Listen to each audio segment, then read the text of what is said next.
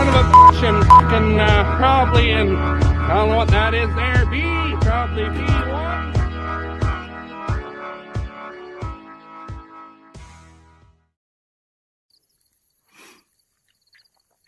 Hey guys, welcome to standing in the field in the dark. So I got started cutting my canola here a little bit ago, and some of it was shelling, but I wanted to get the field opened up while I had daylight so I could see just exactly where in the fuck it is that I was going and get my angle made, because I swath canola at the angle with the prevailing winds. And the idea of that is it'll keep your swath in place if it gets real windy. Then instead of the wind blowing up against the side of your swath, it's blowing down the length of the swaths.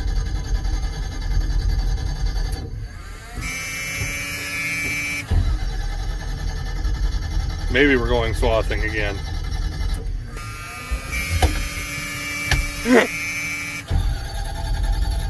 Come on.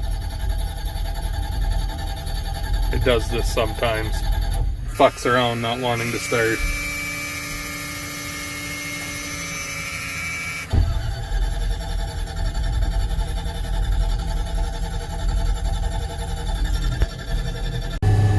Ha ha!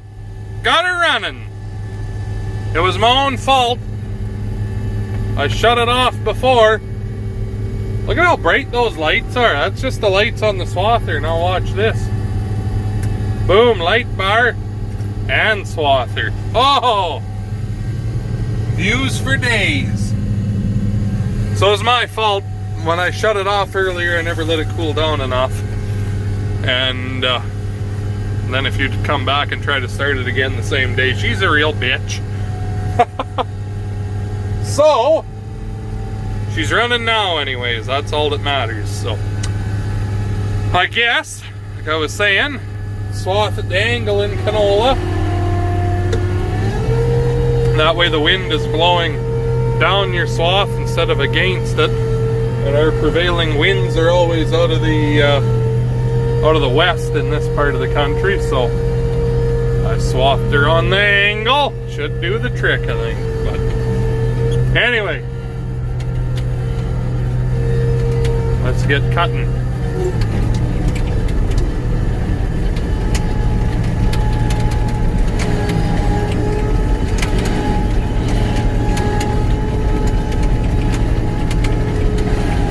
So, like I said, I opened this up when I still had daylight, and then I was a little bit low on gas,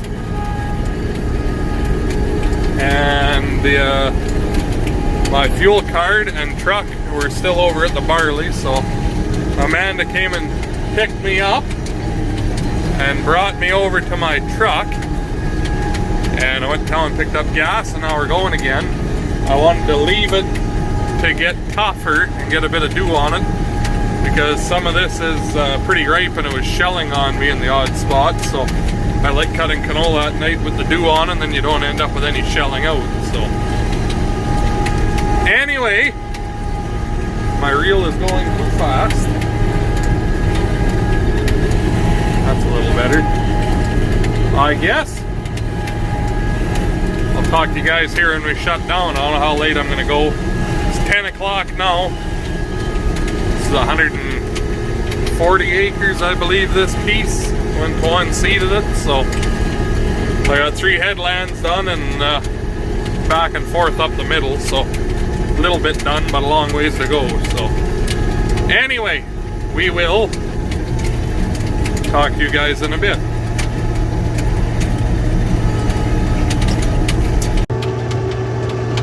Well, I picked up a passenger. What are you doing, little birdie?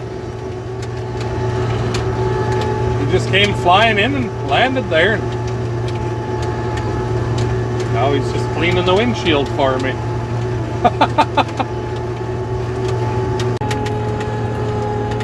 Well, it's 2 a.m. now. Got a good half done, that's for sure, of the field here. Well over half done now.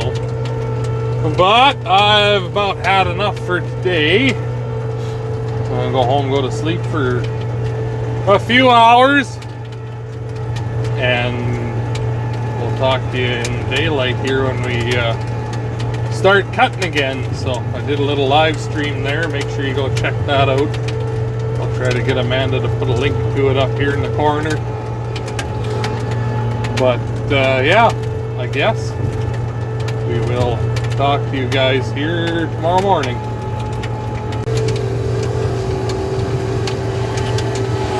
Well, it's the next day. I've been cutting all day again here since I started at about 7:30 this morning after I went and got gas and everything, but there you go.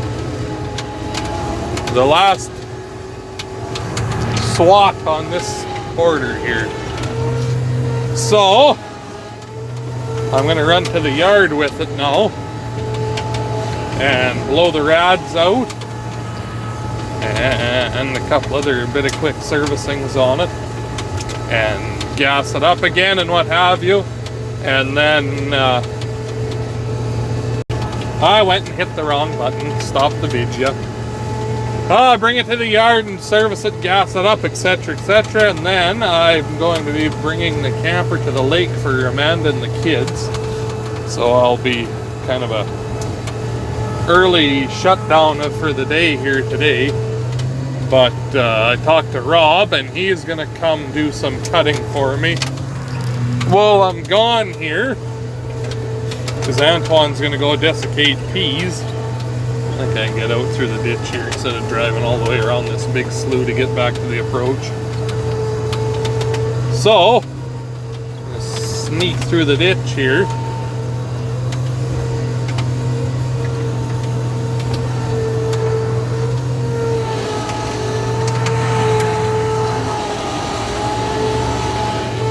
Oh, easy. That's kind of the plan, I guess. So Rob's gonna do some cutting for a few hours tonight anyways while I'm gone. And then tomorrow I'll be back bright and early and can get that quarter done hopefully. And then we'll throw the lifters on and probably go do some peas for a day or two. And then I'll have to get double time over to Grandpa's and get that other quarter of canola cut. So that's kind of sort of roughly the plan for now anyway. But anyway, there's 141 acres there cut. So that isn't so bad. I don't even know what time it is here. I don't know, don't have my watch with me. 3:30, 4 o'clock, or maybe later than that, 4:30 I think maybe, but whatever. Anyways, I guess I will talk to you guys here in a bit. Alright guys, I'm going to leave my air conditioning just for you guys. I can show you this. So we're at the next quarter here. Rob started on it last night. And this is, I'm thinking, going to be one of the best crops of canola I've ever had. I'll stand in it here.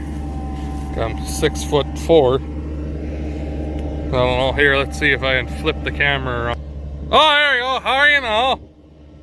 See how tall that is? So, I'm making a heck of a swath. And look at the pods on this, guys.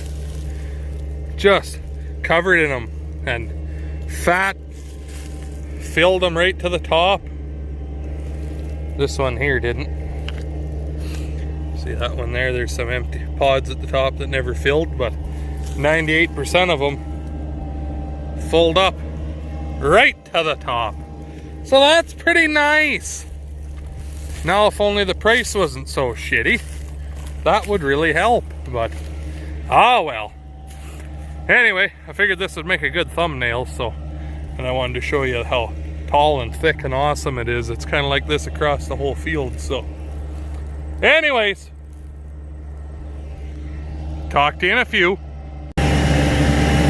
Okay, and also last year, lots of questions about the roller while I'm out here. See how bushy, great big swath, fold right up underneath the swather. Look at that, huge swath.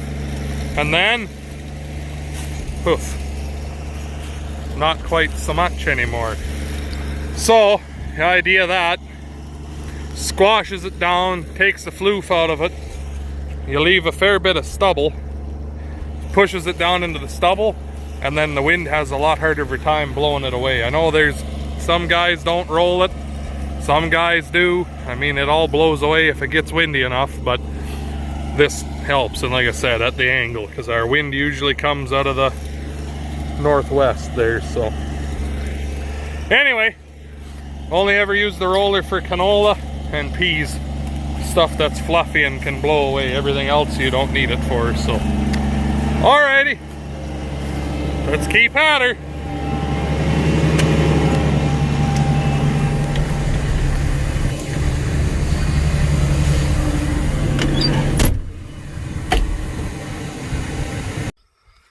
So, had a breakdown. Actually, I had a breakdown earlier that I didn't video because we were in a rush to get it fixed so I could get going again. And I don't know, it didn't really fix anything. I'll tell you a story first here. So on these Swathers, on the gas variants, there's this white metal pulley, triple pulley. So your big double pulley goes back to the engine, and then you engage it with the lever in the cab. That runs your header. And this is a triple pulley, so the other one, this belt here, runs this pump, which runs 4 orbit motors, P-auger, and reel. So Rob last night was having issues already with the belt slipping. Oh, that's kind of strange. These white metal pulleys have a single little bearing in the middle, and it'll eventually wobble the pulley out. This one's not too bad. No, it's not good, but it ain't great. But anyway, it'll wobble that pulley out, and eventually it's sitting there doing this and falls off the bearing. It's all junk. The diesel variants had a cast iron one with 2 Timken bearings, like a wheel bearing. It'd set a preload and tighten it. This thing here, once the pulley's loose, you can't tighten it up again. The bearing's just in there, so kind of a shit design. My old one fell apart and fucked it all up, and I got this one off a wreck. Well, actually, I have another one too. That's why I got a John Deere piece on this, because the 2360 and an 885 Massey and these cases and the actual Prairie Star Macdon Westward ones are all the same machine. So the cast one's a lot better. Was gonna get one, $2,200 fucking dollars for the kit, but I mean, it's worth it.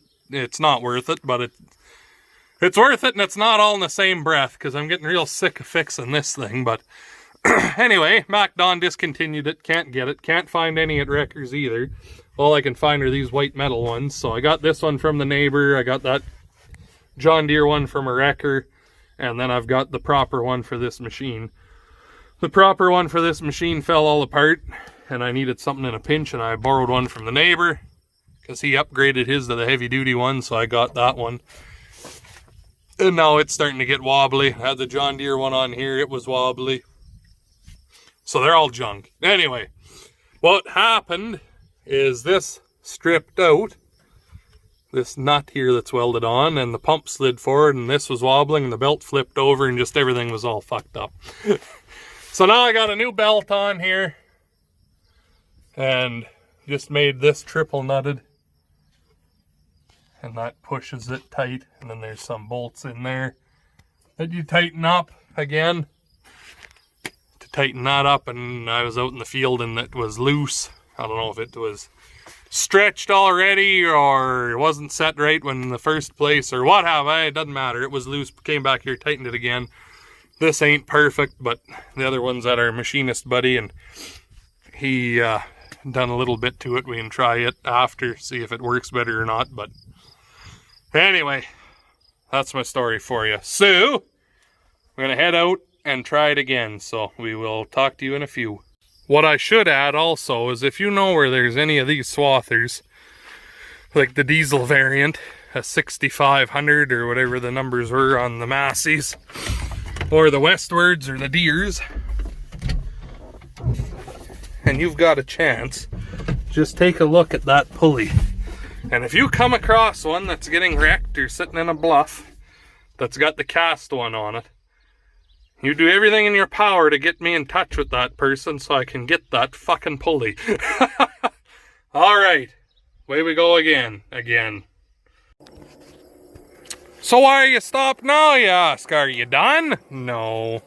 Oh, is it overheating? No. Oh, did the header break a section? No. Oh, well then what's wrong, you're probably thinking. Oh, it's the mystery issue with it doesn't get fuel from the tank for some reason. Something in the tank plugs the line off. And it's got baffles in the tank, so you can't see the bottom. You can't get something to the bottom to fish around. So what you do is you take a blowgun and you pop the fuel line off. Ooh, it's hot here on this motor. And you blow it back, and it's good for about a year. So this is the yearly time to blow it back, I guess.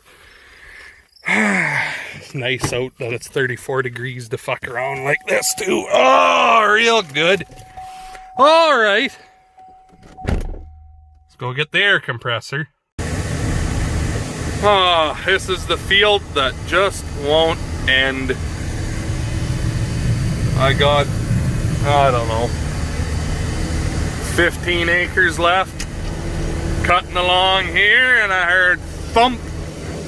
And now look. So that's really good. The knife is still going, so I think I know what happened. But we're gonna take a look anyway. I probably can't see it with the big canola swath under here, but... Oh, the belt didn't break. It just come off the pulley. Why is it doing that? Oh.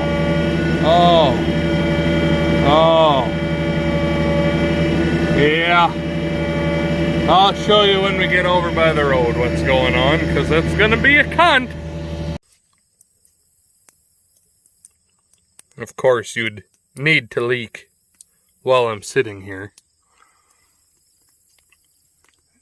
AC tube, drain, whatever. Anyway, let's look at what happened here. So there's a belt. It's on the side where it doesn't belong. It's supposed to be over here. This belt here jumped over. It's supposed to be over there. So I'm gonna unbolt this, take it off. Antoine went and picked up a new belt at the IH. I'm gonna put another new belt on, and then tighten things up again and see what the fuck went on while it threw it off. I'm wondering if when I loosened things off, tightened the pump up, I mustn't have had it right straight. It was running at an angle and threw it off. I don't know, something like that gotta be. But anyway, that's where I'm gonna leave you guys, because I think the video is plenty long enough. So I guess, thank you much for watching. So you hit that like button and comment. Subscribe for more. There, no, it won't splatter on me. And we'll talk to you in the next one.